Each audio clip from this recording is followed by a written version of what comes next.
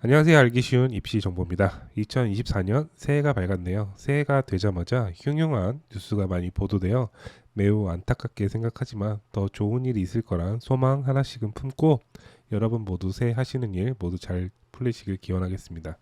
저는 이제 정시 상담도 거의 마무리가 되어서 2024학년도 입시를 마무리하고 있습니다. 오늘은 어떤 이야기를 해볼까 생각하다가 이번 주에 예비 고등학교 3학년 학생들을 몇몇 상담하게 되었는데요. 생기부와 내신 그리고 모의고사 성적 등을 검토하면서 아쉬웠던 점을 물어보다가 학생들이 잘못된 정보를 가지고 있고 그런 정보는 어디서 어떻게 왔는지 등에 대해서 곰곰이 생각을 하게 되었습니다.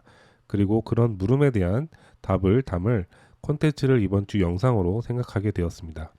입시 정보에 대해 아주 배척까지는 아니더라도 경계를 해야 할 사람들에 대한 이야기를 해보겠습니다. 그래서 오늘 주제는 입시 정보를 얻을 때 조심해야 할 유형에 대해 알아보도록 하겠습니다. 자, 첫 번째로 조심해야 할 유형은 내 자녀가 혹은 내가 다니고 있는 고등학교의 입시 초보 선생님들입니다.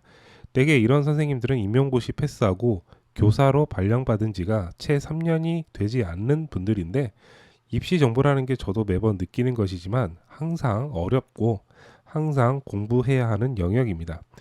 입시는 고등학교, 대학교를 진학하는 데 있어 유불리를 따지는 정보만을 가지고 되지 않습니다. 제가 처음 입시를 시작했을 때는 당연히 이 부분에 초점을 맞추다 보니 더 부가적으로 알아야 되는 정보들에 있어서 굉장히 취약했었는데요. 입시 상담을 하다 보면 해당 학과가 어떤 공부를 하는 곳인지에 대한 정보도 매우 중요합니다. 예를 들어 생명공학과는 많이 아시겠지만 화학생명공학과는 생명공학과와 어떤 차이점이 있는지 그 깊이를 알기가 매우 어렵습니다. 건축과에서도 설계를 주로 다루는 영역은 어디인지, 건축물 주변의 환경까지 고려하고 공부하는 학과는 어디인지 그 세세한 영역까지 공부하려면 깊이가 정말 끝도 없습니다. 다만 그렇게까지 심오하게 가지 않더라도 고등학교 선생님들이라면 생활기록부에 어떻게 기재되어야 하는지에 대한 지식은 가지고 있어야 합니다. 만약 해당 학교의 진로진학 선생님이 모든 학생들을 케어해 줄 수 있거나 우리 담임 선생님께서 입시에 대한 해박한 정보를 가지고 계신다면 더할 나위 없이 좋겠죠. 문제는 그렇지 못하기 때문에 지속적으로 공교육에 의심을 가지고 신뢰를 할 수 없다는 겁니다. 따라서 내가 다니는 고등학교의 담임 선생님이라든지 과목 선생님께서 입시에 대한 깊이가 부족하다고 생각된다면 반드시 진로진학 선생님이라든지 외부 설명회라든지 주변에 가까운 사설 입시 연구소가 있다면 부모님들이 궁금해하는 질문 등은 많이 가져가서 여쭤보라는 이야기를 해드리고 싶습니다. 자, 두 번째는요. 바로 지금 현재 다니고 있는 특정 과목 학원 강사들의 입시 정보도 조심하셔야 합니다. 자녀가 만약 국어, 수학, 영어 학원을 다니고 있는데 입시에 대해 모르는 게 있다면 이런 과목 선생님들께 여쭤보지 않는 것이 더 좋습니다. 제가 경험한 바에 의하면 특정 과목 강사들은 학생의 관련 과목에 대한 생기부 활동 주제에 대해 도움을 줄 수는 있지만 전반적인 입시에 대해서는 매우 취약합니다. 하루 종일 강의 준비하고 강의하면 그 강사님들도 주 업무가 그것이기 때문에 뭐라고 할 수 없습니다. 만약 내가 다니는 수학, 영어 학원 선생님이 입시에 대한 정보를 가지고 계셔서 입시 상담을 하실 줄 아셔도 반드시 2차 검증은 받아봐야 합니다.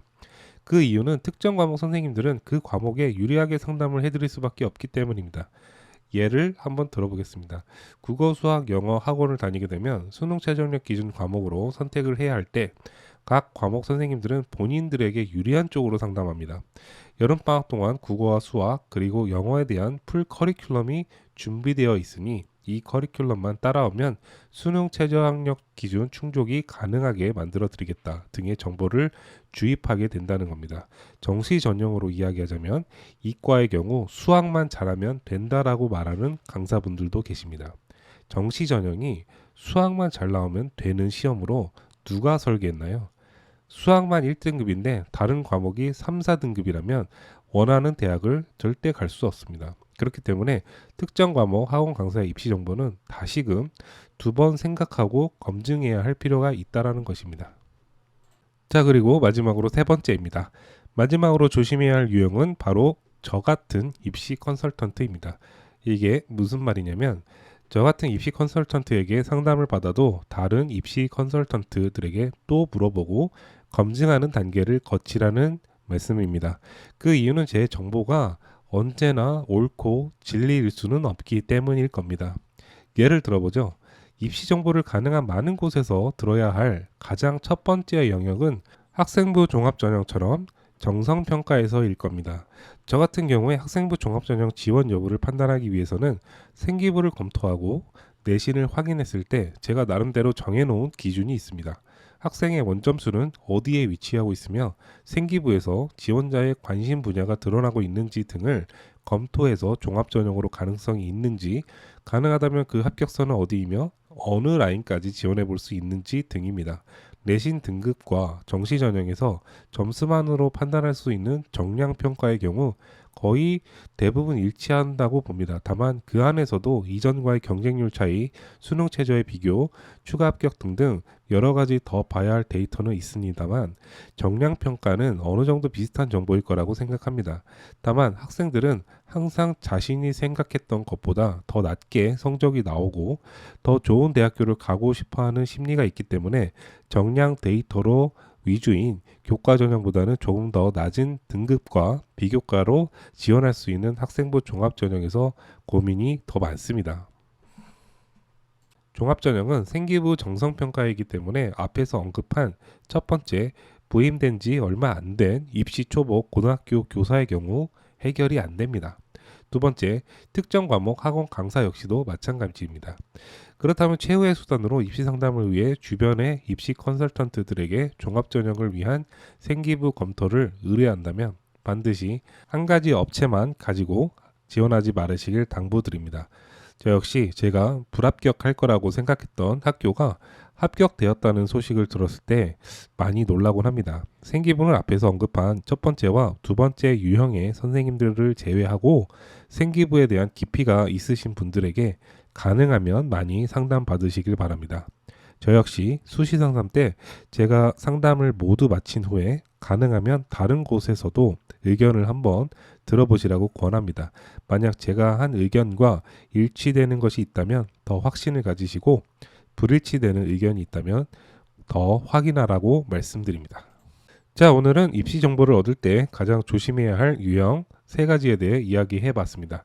고등학교 진학을 앞두고 계시거나 이제 고등학교 고학년이 되는 학생이라면 주변의 입시 연구소에 방문하여 빠른 상담을 받길 바라겠습니다. 이제 겨울방학이 시작한 지 얼마 되지 않았기 때문에 이번 겨울방학 2달 동안 중점적으로 해야 할 것들을 상담 받으시고 움직일 수 있는 현명한 학부모님과 학생들이 되길 바라겠습니다. 영상이 도움되셨다면 구독과 좋아요 한 번씩 부탁드리겠습니다. 감사합니다.